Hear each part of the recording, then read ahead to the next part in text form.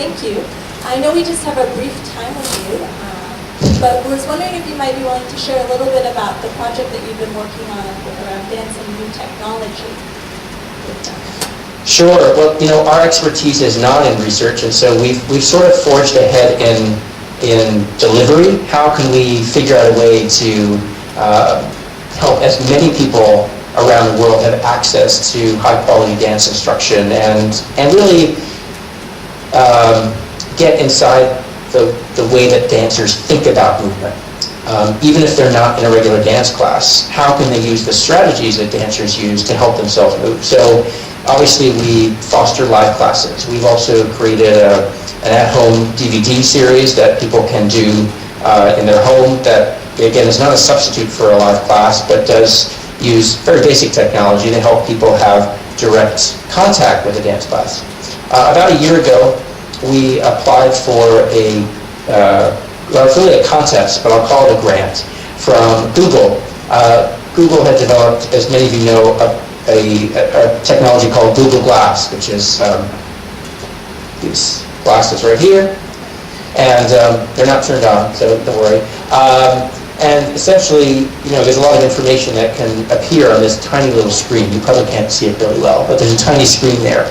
And in the application, it asked for nonprofits to think of ways to further their missions by using this piece of technology. And I started thinking about this. I started thinking about some of the research we've done in our class. One of the things we found is that people use the information in our class outside of class, at home, on the street, getting into cars. So even though we're focused on the art form, there's a lot of practical takeaways that people get from being in a dance class.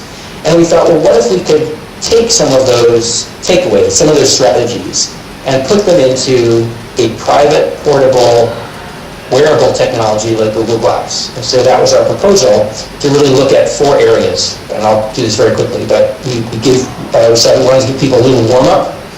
We felt we'd give them some balance exercises. We would help them walk down the street. Often people like to use a process called entrainment, where they're following someone in front of them and trying to keep their same pace. And finally, we realized that people in our classes get frozen, where they're unable to initiate a step. And we thought, well, let's use the strategies we use in class, which is really to provide a model for that person in front of them, providing a very clear physical and musical rhythm. So marching and singing, for example.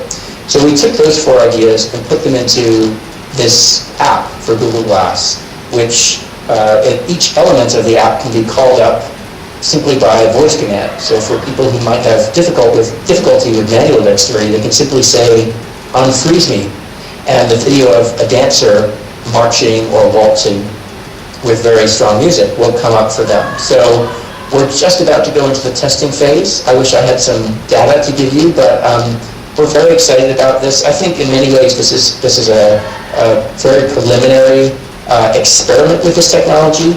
Google itself has actually pulled this particular model because they want to work on that more and they want to make it better. So we're hoping that with the feedback that we get from our participants in terms of using this equipment in their daily lives, with a second phase of Google Glass from Google, that we'll actually be able to ramp up to a more sophisticated model that we hope will bring dance into more people's lives. That's really what we're trying to do, and then to figure out how those strategies can help people live better on a daily basis.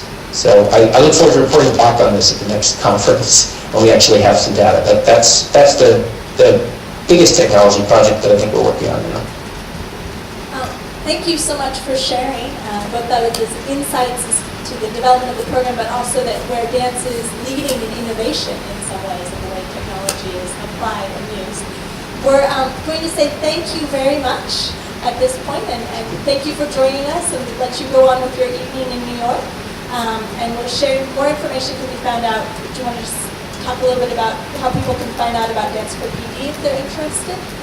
Absolutely. Yes, I'll keep it very short. The best way to find out about us is through our website, which is www.dance4pd.org. Everything's spelled out, dance4pd.org. And we love hearing from people all over the world, from all over the world, but especially from Australia. So please send us a note, and we can keep you up to date on all the projects that we're working on, classes as well as classes. Thank you. Can we give